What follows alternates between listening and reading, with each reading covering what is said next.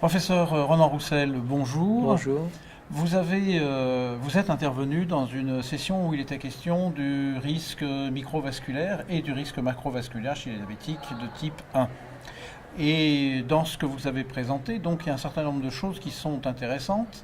Et en deux mots, est-ce que vous pourriez nous dire finalement, si on pouvait synthétiser, quel est le message que vous voudriez qu'on garde de cette présentation, la vôtre? Effectivement, on pourrait le réduire à un message, en particulier destiné aux cardiologues, qui est que la microangiopathie, et pour n'en citer qu'une, la néphropathie, est un élément important à considérer chez les diabétologues, même si les cardiologues ne vont pas prendre en charge spécifiquement cette complication microangiopathique du diabète. C'est une information qu'ils doivent donc recueillir. Normalement, leurs patients ont eu les mesures qu'il fallait par leur diabétologue ou leur médecin généraliste. C'est une information qu'il faut recueillir. Y a-t-il une albuminurie chez ce patient pathologique? Y a-t-il une diminution de la filtration glomérulaire?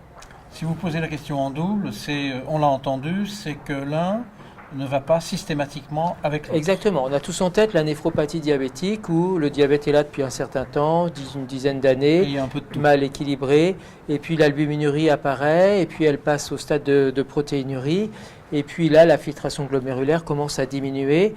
Et voilà, histoire classique de la néphropathie diabétique. Elle est légitime pour certains patients, pas pour tous. Il y a des patients qui, notamment, vont dégrader leur filtration glomérulaire sans passer par les stades de protéinurie ou même d'albuminurie au stade de la microalbuminurie. On ne sait pas très bien pourquoi. Certains de ces patients sont biopsiés pour comprendre pourquoi ils dégradent leur fonction rénale. C'est relativement rarement réalisé, mais c'est informatif quand même. Il y a parfois des lésions typiques de néphropathie diabétique, et donc on ne sait pas très bien pourquoi il n'y a pas eu cet aspect albuminurie pathologique. Il y a parfois des lésions qui sont plus des lésions vasculaires, et donc l'hypertension joue probablement un rôle. Mais c'est une population qui est simplement partiellement superposable à celle qui a une albuminurie pathologique. Donc deux informations pronostiques, parfois redondantes, mais souvent indépendantes et donc qui apportent chacune leur valeur. Donc je suis clinicien, je ne néglige pas de faire les deux. Oui. D'accord. Et à côté de ça, on a tous d'autres localisations de microangiopathie, les yeux, les pieds, oui. etc. Donc est-ce que ça marche moins bien? Est-ce que c'est moins justifié différemment? Ça ne change rien sur localement, mais à titre pronostic. Globalement, la rétinopathie, s'il y en a une, c'est qu'il y a eu une longue histoire d'exposition à l'hyperglycémie. Donc c'est en quelque sorte un intégrateur de l'hyperglycémie chronique.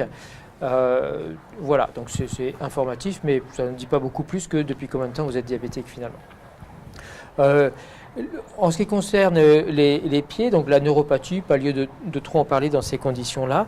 En revanche, l'artériopathie est évidemment ultra pronostic vis-à-vis du risque des autres lits vasculaires, en particulier du lit coronarien et aussi du lit, et pas que chez les diabétiques, exactement.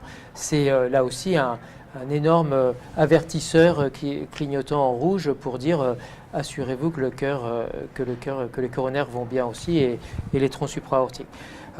Pour en revenir à la néphropathie, c'est réellement une information qui est supplémentaire et pas juste depuis combien de temps j'ai mon diabète et qui, à mon sens, ça n'a pas été démontré donc je suis prudent, mais à mon sens, justifierait une attitude intensive, par exemple pour le LDL cholestérol, d'avoir plutôt un objectif à 0,7 qu'à 1 gramme, sans antécédents d'événements cardiovasculaires, du fait de ce très haut risque dans lequel d'emblée les patients. On se rappelle l'aphorisme d'Hafner qui était le diabète équivalent de risque coronarien, sur lequel on est un petit peu revenu pour nuancer en disant oui, quand le diabète est là depuis un certain temps, c'est assez vrai. En fait, si on voit ça plus sur les diabétiques de type 1, où là la situation est extrêmement propre, j'allais dire, pas trop de facteurs confondants, le surrisque, le diabète est un facteur de risque cardiovasculaire, pas de doute.